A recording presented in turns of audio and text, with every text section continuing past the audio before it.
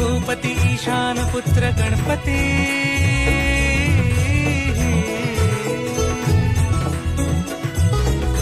परी सगम पगम पनी सरी सरी दम पगम गरी सरी गिरी